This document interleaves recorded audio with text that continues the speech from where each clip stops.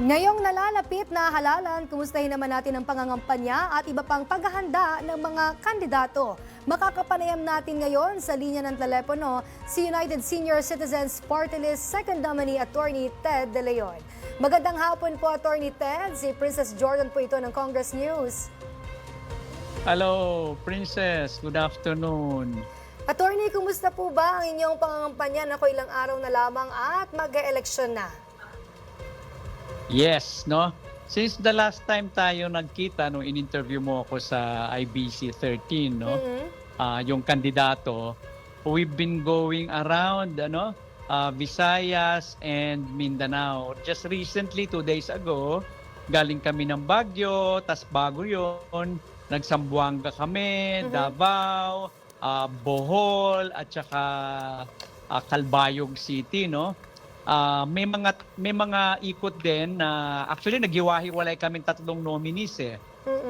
Magkakasama lang kami noong 2 days ago sa Baguio, pero most of the time kanya-kanya kaming ikot para masugid talaga namin yung buong Pilipinas. Masaya na nakakapagod, especially pag nakita mo naman yung ating mga nakakatanda, na napakainit ng aming pagtanggap nila sa amin, kahit saan kami magpunta. Sobra talagang active. Sobrang init at pagmamahal lang talagang kanilang ibinibigay sa amin. So nakakatanggal po ng pagod sa mga biyahe namin yung kanilang mga pagtanggap. Attorney, sa mga susunod na araw, ano na ba yung mga binabalak niyong gawin? May mga campaign rallies na ba tayo na nakaschedule o mga caucus? Ano ba yung pagpapaigting pa na gagawin ninyo? Nako, ilang araw na lamang kasi ang nalalabi. Okay.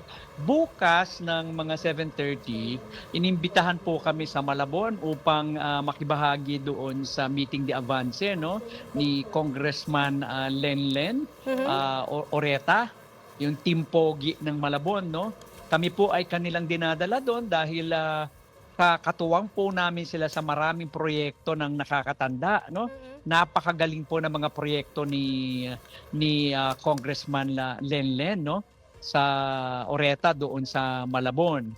So, nandun po kami bukas and then it will be followed the following day. Punta naman ho kami sa Panay Island, Meron ding mga caucus at saka assemblies ng mga seniors na nakahanda sa amin, at least mga 6 o 7 barangay yun sa Rojas City, And then, since one island naman ito, iikot pa kami papunta ng Antique, Aklan, and hopefully hanggang Iloilo maabot namin itong darating na ilang araw bago maglinggo. Ayun, and then after that, meron pa kaming iba. Kumbaga inaayos lang na aming administrative team. Nako, ang dami na palang naikutan, and of course, pusbusan na nga ang inyong pangangampanya sa iba't ibang lugar. Baka may mensahe na lang po kayo sa publiko. Nako. Of course, Hindi lang po sa mga nakatatanda ang aking mensahe. Para din po ito sa kabataan. Lagi ko pong sinasabi sa aming mga rally, kung kayo po, mga kabataan, ng future na mga nakatatanda, You are the future of our motherland. Kami rin po, dahil darating din po ang panahon na yung mga kabataan natin ay magiging seniors, sino ba naman ang ayaw na maging senior, kami po ang future nyo ngayon dahil kami po ang maglalatag ng iba't ibang proyekto at programa para sa ganon, pagdating ng panahon na kayo naman ang senior citizen, maalwa na at komportable na ang magiging buhay nyo dahil na-pave na namin yung way para makatanggap kayo ng mga tulong, benepisyo para sa nakatatanda na aming ino-author ngayon sa mababang kapulungan. Marami po sa programa namin ang talaga nakahain na doon, mga proposed bills na po talaga yon. Hindi po yung basta programa, hindi po yung basta pangako.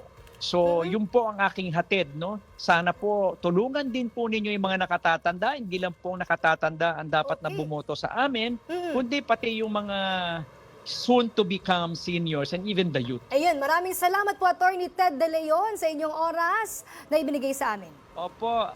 Huwag niyo po kalimutan, number 17 po sa balota, United Senior Citizens Party List. Maraming salamat, Princess. Thank you.